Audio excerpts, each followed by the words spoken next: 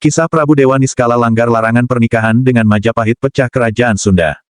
Pemberontakan dan ketidakstabilan pemerintahan di masa Dyah Ranawijaya atau Raden Kertabumi di Majapahit memaksa banyak warga mengungsi.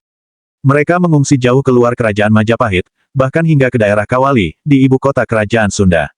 Hal ini tentu memunculkan stigma negatif, sebab hubungan antara Sunda dan Majapahit kala itu masih belum pulih pasca peperangan Bubat. Namun jatuhnya pemerintahan Raja Kertabumi tahun 1478 memaksa munculnya gelombang pengungsian kerabat keluarga Keraton Majapahit. Mereka berbondong-bondong mengungsi ke Kawali, salah satunya adalah Raden Baribin, saudara sayah dari Prabu Kertabumi. Kedatangan kerabat kerajaan dari timur Jawa ini diterima dengan baik oleh penguasa kerajaan Sunda. Bahkan ia dijodohkan dengan Ratna Ayu Kirana, putri bungsu Prabu Dewa Niskala, yang berkuasa di Sunda kala itu. Ratna Ayu Kirana merupakan putri cantik dari Prabu Dewa Niskala hasil pernikahannya dengan salah seorang istrinya dan adik Raden Kamandaka yang telah menjadi raja daerah di Pasir Luhur.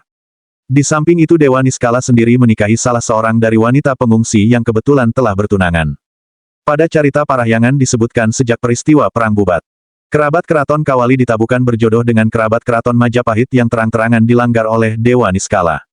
Kemudian seorang wanita bertunangan menurut perundang-undangan waktu itu tidak boleh menikah dengan laki-laki kecuali bila tunangannya meninggal dunia, atau membatalkan pertunangan. Pelanggaran dua aturan itu membuat Raja Dewa Niskala dianggap telah berdosa besar. Kehebohan timbul di kerajaan Sunda dan Majapahit, bahkan Susuk Tunggal mengancam memutuskan hubungan dengan Kawali. Kericuhan dapat dicegah dengan putusan kedua raja yang berselisih itu, bersama-sama mengundurkan diri. Prabu Dewa Niskala menyerahkan tahta kerajaan Galuh kepada putranya Jayadewata.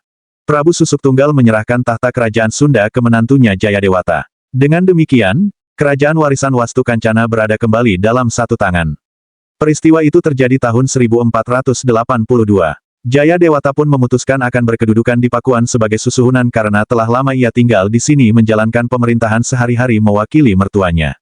Pakuan pun akhirnya kembali menjadi pusat pemerintahan kerajaan Sunda setelah di Kawali.